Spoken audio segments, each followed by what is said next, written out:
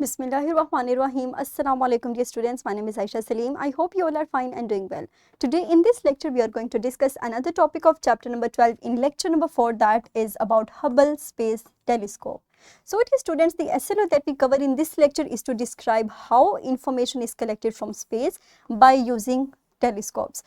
हमारे पास एक टेलीस्कोप है जिसको हम डिस्कस करेंगे आज के लेक्चर में, that is Hubble space telescope, और सेकंड हमारे पास है space probe, that is Galileo space probe. तो अपने लेक्चर को हम स्टार्ट करते हैं एक क्वेश्चन के जरिए से. तो जल्दी से मुझे बताइए कि have you ever wondered how scientist take detailed pictures of the planets, stars and galaxies far away in the space, and what tools do you think they might use? Very good. So dear students, हमारे पास इन्हीं एक tools में से इस्तेमाल होने वाला tool है जिसको हम नाम देते हैं हबल टेलीस्कोप का. अगर हम इसके ऊपर इसकी लॉन्चिंग के ऊपर देखें तो इसको 1990 में लॉन्च किया गया था, and it orbits the earth at the height of 540 kilometre, and that is Hubble telescope. Further हमारे पास अगर इसके फंक्शनिंग की बात करें तो basically it is a reflecting telescope जो कि प्लैनेट्स, स्टार्स या गैलेक्सीज के इमेजेस को कैप्चर करता है. इसकी फंक्शनिंग को समझने के लिए हम इसके स्ट्रक्चर पे गौर करते हैं. इसका स्ट्रक्चर हमारे पास 3 चीज़ों पर मुश्तमिल है जिसको हम बेहतर तरीके से समझते हैं सिमुलेशन के ज़रिए. आप इसको ओपन कर सकते हैं by easily clicking on the link. तो ये स्टूडेंट्स, हम चलते हैं अपने सिमुलेशन की तरफ जहां हम अपने लेक्चर को फर्दर प्रोसीड करते हुए इसके स्ट्रक्चर को डिस्कस करेंगे. तो हमारे पास जो 3 बेसिक पार्ट्स हैं जिनको हमने गौर करके हमने आज के लेक्चर में हम जिनको स्टडी करेंगे, these are the primary mirror. आप देख सकते हैं कि हमारे पास प्राइमरी मिरर है. उसके अलावा this is the primary mirror. आप देख सकते हैं कि ये हमारे पास प्राइमरी मिरर है.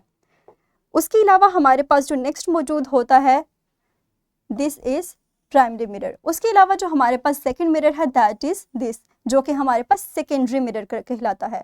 उसके अलावा हमारे पास इन 2 मिरर्स के अलावा हमारे पास एक डिवाइस मौजूद होती है, दैट जहाँ पे कोई भी साइंटिफिक इंस्ट्रूमेंट जहाँ पे लाइट फोकस होती है वो स्पेक्ट्रोग्राफ भी हो सकता है, जो यहाँ पे हमारे पास मौजूद होता है. अभी हम इसकी फंक्शनिंग को देखेंगे कि किस तरह प्राइमरी मिरर लाइट रिफ्लेक्ट करेगा सेकेंडरी मिरर की तरफ, और वो उस लाइट को रिफ्लेक्ट करेगा स्पेक्ट्रोग्राफ या किसी साइंटिफिक इंस्ट्रूमेंट की तरफ, जो कि अगेन उसकी फंक्शनिंग को कंप्लीट करने में मदद देता है. You can easily observe the path of the light कि प्राइमरी मिरर से हमारे पास लाइट रिफ्लेक्ट होगी सेकेंडरी की तरफ, एंड देन हमारे पास उस साइंटिफिक इंस्ट्रूमेंट की तरफ रिफ्लेक्ट होगी. और इसी तरह हमने इसी फंक्शन की बेस पर इसको नाम दिया है रिफ्लेक्टिंग टेलीस्कोप का, और इसी प्रिंसिपल के ऊपर काम करते हुए ये स्पेस में मौजूद प्लैनेट, स्टार्स या गैलेक्सीज के पिक्चर्स को कैप्चर करता है.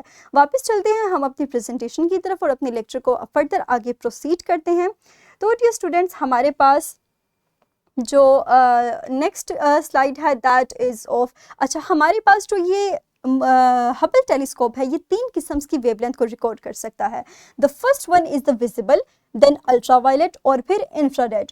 और यही 3 वेवलेंथ हमारे पास कंबाइन होती हैं और हम हाई क्वालिटी इमेजेस को इजीली इनके ज़रिए से प्रोड्यूस कर सकते हैं. नेक्स्ट हमारे पास इससे कलेक्ट होने वाला जो डाटा है वो हम भेजते हैं tracking and data relay satellite, which then send this data to the ground station, and then finally it is send it towards the space station where it is, जहाँ पे इनको हम इमेजेस की फॉर्म में लाते हैं. हमने अभी तक हबल टेलीस्कोप की मदद से 1.4 मिलियन इमेजेस को रिवील किया है. फर्दर हमने 1.4 मिलियन इमेजेस को कैप्चर किया है. उसके अलावा 1500 गैलेक्सीज को रिवील किया है. तो आप देख सकते हैं कि किस तरह हम इस टेलीस्कोप का इस्तेमाल करते हुए स्पेस में मौजूद डिफरेंट सेलेस्टियल बॉडीज़ को रिवील करते हैं. नेक्स्ट हमारे पास जो प्रोब है that is Galileo probe. It was basically a NASA robotic spacecraft that is designed to study the planet known as Jupiter, its moon and the asteroids that are Gaspra and Ida. और ये हमारे पास space के अंदर Jupiter के गिर्द गया था 7 दिसंबर 1995 में, और ये पहला स्पेसक्राफ्ट हुआ था जिसने एक आउटर प्लैनेट की कवरेज की थी, दैट इज़ जुपिटर. नेक्स्ट हम मूव करते हैं अपनी वर्कशीट की तरफ जिसका लिंक आपको इसी वीडियो के डिस्क्रिप्शन में अवेलेबल होगा. तो जल्दी से अपनी वीडियो को कुछ देर के लिए पॉज करें और इस वर्कशीट को सॉल्व करें. वेरी गुड, मुझे उम्मीद है कि आपने इसको इजीली सॉल्व कर लिया होगा. So that's all about today's lesson. इंशाल्लाह अपने अगले लेक्चर में हम फर्दर टॉपिक्स को डिस्कस करेंगे. तो डियर स्टूडेंट्स, तब तक अपना ख्याल रखिएगा. Thank you very much and अल्लाह हाफिज़.